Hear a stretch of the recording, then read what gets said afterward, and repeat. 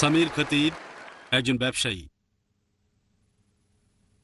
নবীজি মুহাম্মদ সাল্লাল্লাহু আলাইহি ওয়াসাল্লাম এর কথা ৪,০০০ বছরের পুরনো বেদ আর পুরাণে উল্লেখ করা হয়েছে।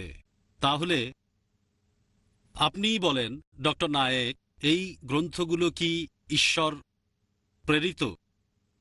আর হিন্দুরাও কি তাহলে আহলে কিতাব? ভাই একটা সুন্দর প্রশ্ন করেছেন।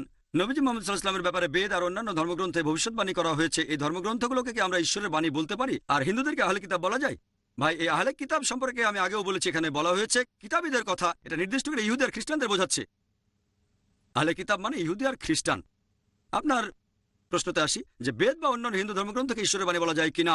আল্লাহ পবিত্র কোরআনে বলেছেন সূরা রাদ অধ্যায় 13 আয়াত 38, প্রত্যেক যুগে আমি আসমানি কিতাব পাঠিয়েছি, তবে পবিত্র কোরআনে মাত্র 4টার নাম উল্লেখ করা হয়েছে: তাওরাত, জাবুর, ইনজিল এবং কোরআন। তাওরাত হলো সেই আসমানি কিতাব যেটা নাজিল হয়েছিল মুসা আলাইহিস সালামের উপর।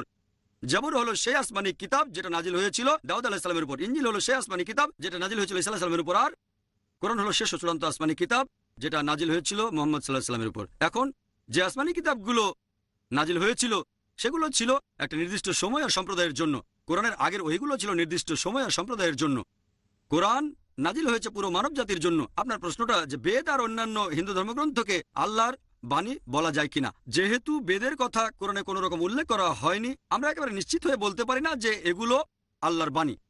আমরা যেটা বলতে পারি, হতে পারে এগুলো আল্লাহর বাণী। যদি আমাকে বলেন আল্লাহ তো অনেক নবী রাসূল পাঠিয়েছেন, এখন আমরা কি রাম অথবা লক্ষণকে বলতে পারি রাসূল? আল্লাহ বলেছেন তিনি পৃথিবীতে অনেক আসমানি কিতাব পাঠিয়েছেন, অনেক নবী রাসূল পাঠিয়েছেন। যেহেতু কোরআনে বলা হয়নি যে বেদ আল্লাহর বাণী, আমরা বলতে পারি হয়তো এটা আল্লাহর বাণী, নিশ্চিত হয়ে বলতে পারি না। একইভাবে এটাও বলতে পারি না যে রামকৃষ্ণ হলেন আল্লাহ তাআলার রাসূল। বলতে পারি যে হতে পারেন, যেহেতু কোরআনে এটা উল্লেখ করা হয়নি তাই নিশ্চিতভাবে বলতে পারি না, তবে হতে পারেন। তারপরও যদি রাম আল্লাহ তাআলার রাসূল হয়েও থাকেন, যদি কৃষ্ণ আল্লাহর রাসূল হয়েও থাকেন, যদি বেদ আল্লাহর বাণী হয়েও থাকে, এটা ছিল একটা নির্দিষ্ট সময় আর সম্প্রদায়ের জন্য। বর্তমানে আপনি পৃথিবীর যে অংশেই থাকেন, আপনার মানা উচিত সর্বশেষ চূড়ান্ত আসমানি কিতাব অর্থাৎ পবিত্র কোরআন আর সর্বশেষ চূড়ান্ত নবী মুহাম্মদ সাল্লাল্লাহু আলাইহি ওয়াসাল্লামকে। হিন্দু ধর্মগ্রন্থে তাকে বলা হয়েছে অন্তিম অবতার। এবারে চিরকুটে প্রশ্ন।